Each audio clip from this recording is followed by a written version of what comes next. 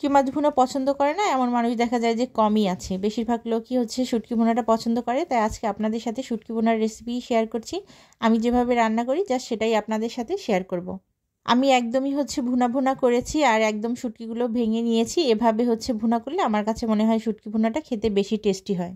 শুটকি ভুনার জন্য যা যা লাগছে এখানে আমি বেশি করে হচ্ছে রসুন কুচি নিয়েছি। আর শুটকিটা একটু পরিমাণে কম ছিল, লোক সংখ্যা আমরা বেশি ছিলাম, যে কারণে একটু আলু নিয়েছি সাথে, যাতে হচ্ছে অ্যাডজাস্ট হয়ে যায়, মানে সবাই খেতে পারে তাই। আর শুটকিটা আমি এখানে 2-3 ধরনের শুটকি ছিল, মানে ওই যে বললাম পরিমাণে কম ছিল তাই 2-3 ধরনের শুটকি। এখানে ছুরি শুটকি আছে আর লইট্টা শুটকি, আর একটা কি শুটকি ছিল সেটার আমার নাম আপাতত মনে নেই। তারপর ওটা আমি গরম পানি দিয়ে ভালোভাবে ধুয়ে নিয়েছি।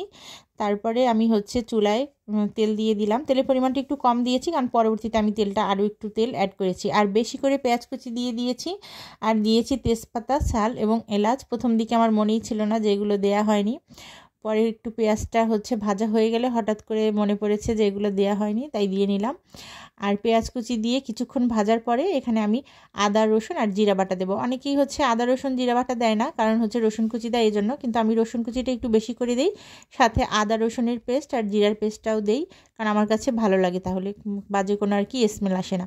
ভালোভাবে মশলাগুলো কষিয়ে নেওয়া হয়ে গেলে আমি একটু হলুদ, লবণ আর মরিচের গুঁড়ো দিলাম, দিয়ে পানি দিয়ে ভালোভাবে কষিয়ে নিলাম। যখন তেলটা উপরে ভেসে উঠেছে তখন আমি আলুগুলো দিয়ে দিয়েছি, আর আলুগুলো একটু বড় টুকরো করে কেটেছি। তারপর আলুগুলো কষিয়ে নিলাম। যেহেতু শুটকিটা আমার হচ্ছে গরম পানি দিয়ে ধোয়া, মানে অনেকটাই ম্যাশ হয়ে গেছে শুটকিটা, যে কারণে আমি একটু আলুটা দিয়ে আগে পানি থাকা অবস্থায় কষিয়ে নিলাম। এবার হচ্ছে আমি শুটকির মাছটা দিয়ে দিব, দিয়ে এবার আবার ভালোভাবে কষিয়ে নেব, কারণ একটুও যেন ঝোল না থাকে, কারণ কষানোটা যত ভালো হয় রান্নার টেস্টটা অত বেশি ভালো আসে। আর আমি এই শুটকিগুলো একদমই ভেঙে দিয়েছি যাতে একদমই হচ্ছে মুখে না বাঁধে। আর হচ্ছে এর আস্তে আস্তে শুটকি খাওয়ার থেকে আমার কাছে মনে হয় এরকম ম্যাশ করা শুটকি খেতে আমার মানে বেশি ভালো লাগে। আপনাদের কাছে কেমন লাগে অবশ্যই কমেন্ট করে জানাবেন, যে আপনারা কি আস্ত রেখে খান নাকি একদম এভাবে আমার মতো ম্যাশ করে দেন। তারপরে হচ্ছে আমি পানি দিয়ে দিলাম পরিমাণ মতো, দিয়ে কয়েকটা কাঁচা ঝাল দিলাম, দিয়ে ঢাকনা দিয়ে ঢেকে দিলাম। অবশ্য এই সময় আমার কাছে হচ্ছে ধনেপাতা ছিল না, যে কারণে দিতে পারিনি। আমার কাছে শুটকি ভুনারে ধনেপাতা কুচি খেতেও বেশ ভালো লাগে, মানে শেষে ধনেপাতা কুচি দিলে আমার কাছে মনে হয় ফ্লেভারটা আরও বেশি ভালো আসে।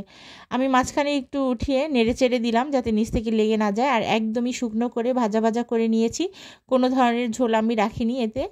আর এভাবেই হচ্ছে শুটকি ভুনাটা খেতে আমার কাছে ভালো লাগে। আপনাদের কাছে কিভাবে ভালো লাগে অবশ্যই কমেন্ট করে জানাবেন, আর রেসিপিটি কেমন লেগেছে সেটাও জানাবেন, কারণ প্রত্যেকটা মানুষের রান্নার ধরন আলাদা, ঠিক তেমনি আমার রান্নার ধরনটাও একটু আলাদা।